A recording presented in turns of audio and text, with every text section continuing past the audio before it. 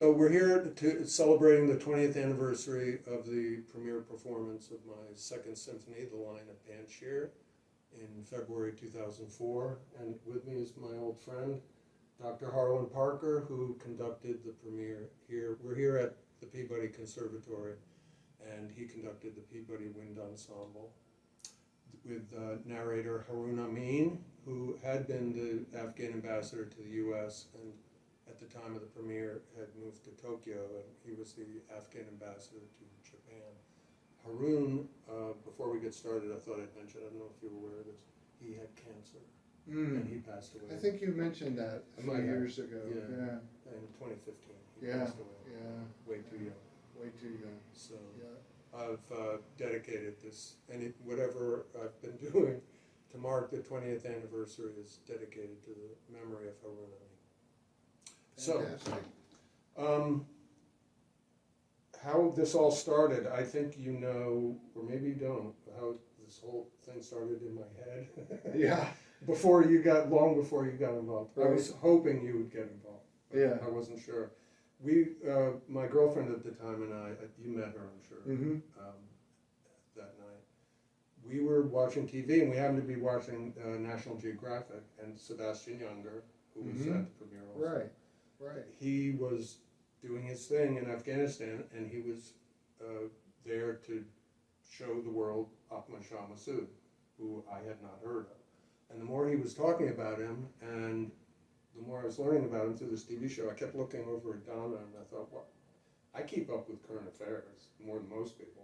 I've never heard of it. Wow. So why do I not know who this guy is? And it's one of those things where when people get inspired and an idea just keeps tapping away inside their head, and that's what was happening. And I literally stood up and said, I'm going to check and see. I thought maybe somebody wrote an opera about it. Nothing. Nobody in the West, in the performing arts, had done anything related to telling this guy's story. Right. So, and this was not long after 9/11. This was the fall of 2001, and I said, I'm gonna do something. I'm gonna write. It's time for me to write a large piece. So, and then I thought, I don't want to just write it and throw it in the closet. I want to get it performed. Nobody's going to perform this. Well, Harlan Parker might perform.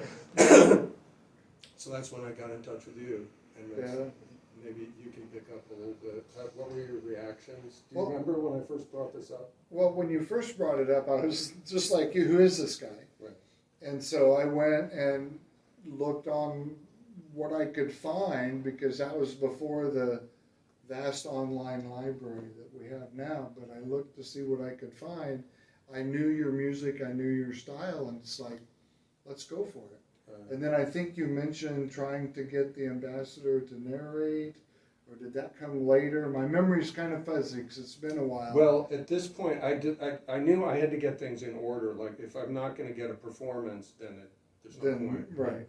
But, and the other thing, there are two things I remember connected to you. One is when I first brought this up, we went to lunch, and I think at that point I'd started putting it together, and I knew I wanted to have a lot of percussion, and I was very nervous about that, because if he only has 2 percussionists, I'm going to have to scale it way down.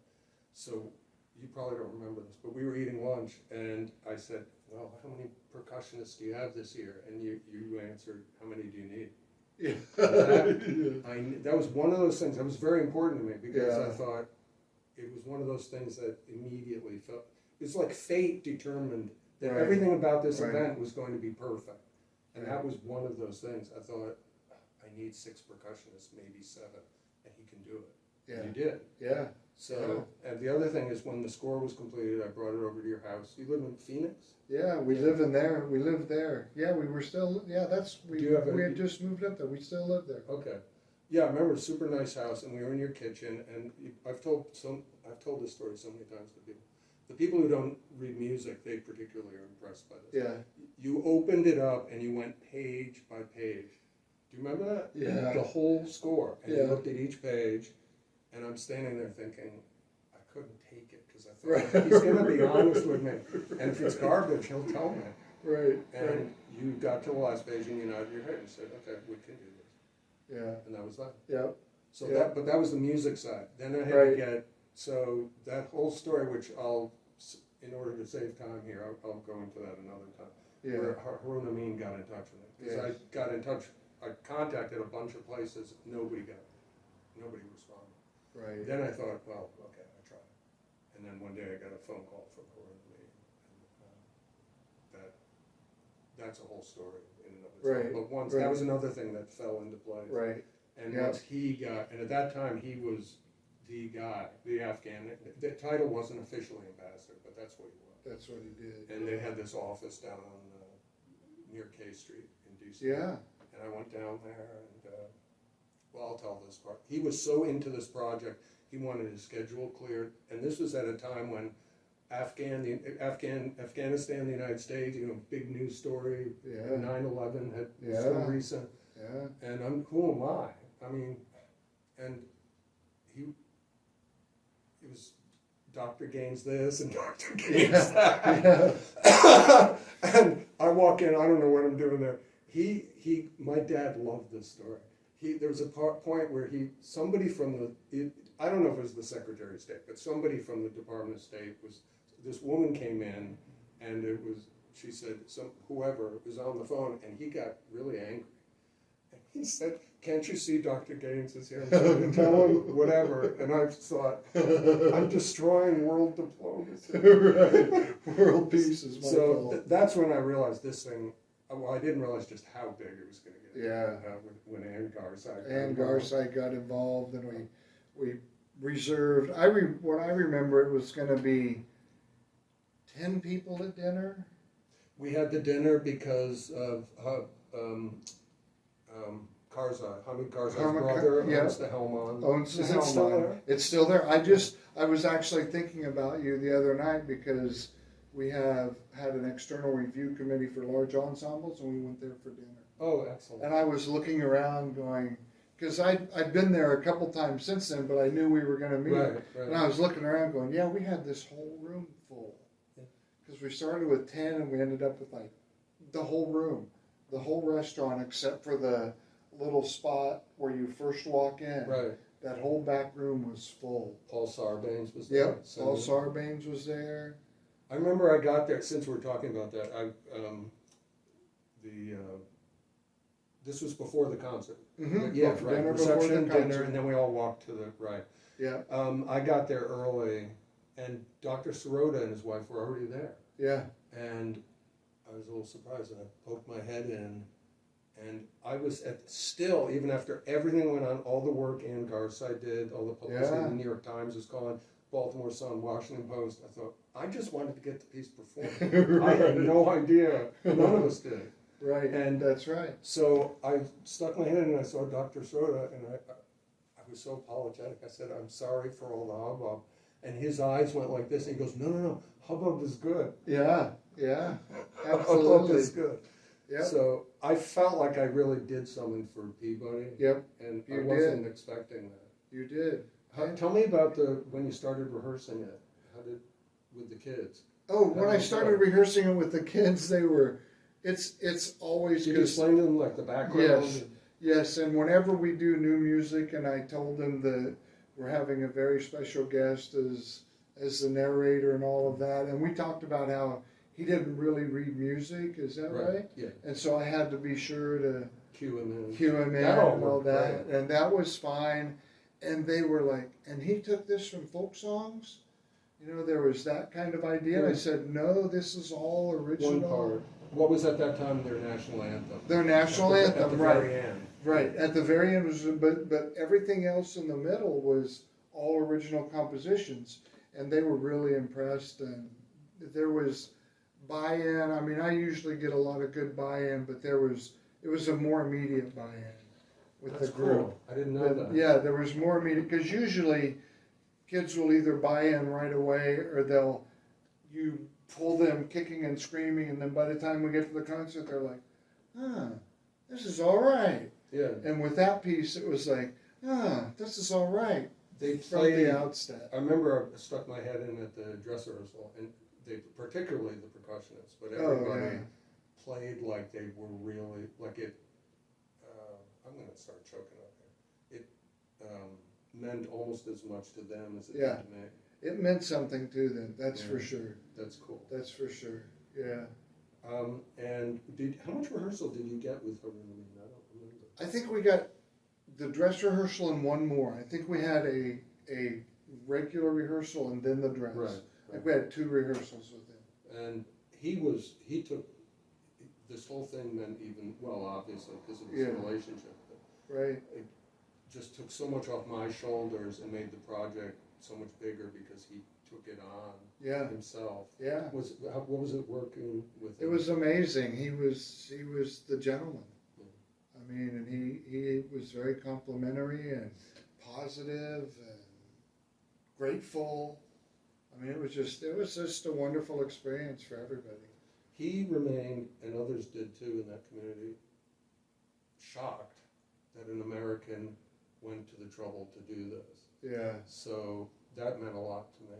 Yeah. And there's Absolutely. something else I don't think you ever knew. I remember, there's little bits and pieces I remember, like when Dr. Sirota said, hubbub is good. Hubbub is And there's good. various times when Ann Garside was just beside herself because she was being besieged with media. Yeah. And one of these little moments was when it was all over and we were all walking to the hotel Mm-hmm. where we hung out. I don't think you were with us. Mm-hmm. My family was there. Yeah. And Harun Amin and Harun's wife. Yes. And Layla, super nice. Yeah. And I remember. We remembered her too. Yeah, and her Yeah. father, one of the vice presidents, he was walking with us. And I was talking with her about kind of this stuff you and I have been talking Mhm. about. And she told me something that stuck with me, which is, and her father particularly, was a very serious guy, of course. And I was really worried what, these serious Afghan politicos, what did Mhm. they think? And trying not to be naive about all this, and I definitely don't want to take sides. I'm just a musician. Right. And she said it was cool with her father and other people that worked with him because they knew what my motivation was Uh-huh. and that I wasn't taking sides. Right. And they understood the, what's the word?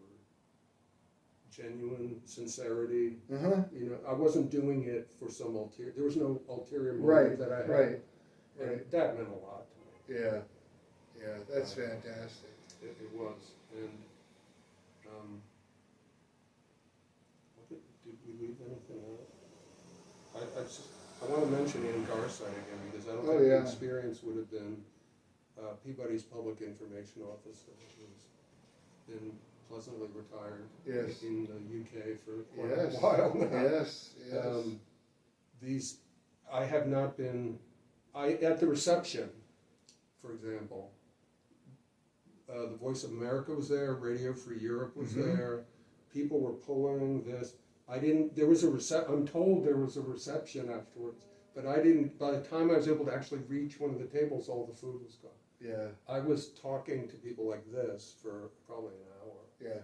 including one guy. It wasn't the sculptor who gave me that really. I should have brought that to show. Oh the yeah. camera.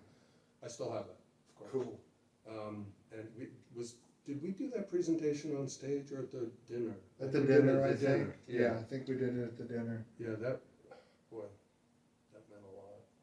And it was Ann Garside who's got the word out, even within the Afghan community, the Mhm. Only Weekly, which is an Afghan Mhm. newspaper. She got Right. in touch with them, and it became this huge international media event Yeah. that I wasn't expecting. Yeah. Um,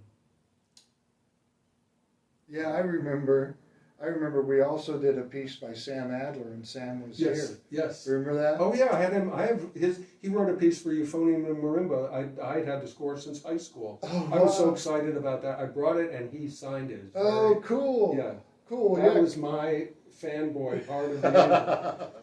That's funny because Bob Sirota told me afterwards. He said I had to make sure. He said it was good that you acknowledged Sam afterwards, but I had to make sure that he didn't think that all these people were there for him.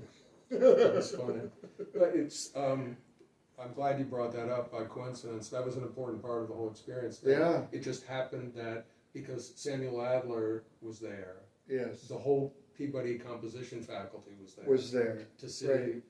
not there to see my piece, but they saw my piece. Right. And another little thing of these things that stuck with me, one of the guys on my dissertation committee and the guy who was my electronic music prof, McGregor Boyle. Oh yeah, Greg he's Boyle. still here. Cool. Greg Yeah, Boyle's please still tell here. him I said hello. I will. I will.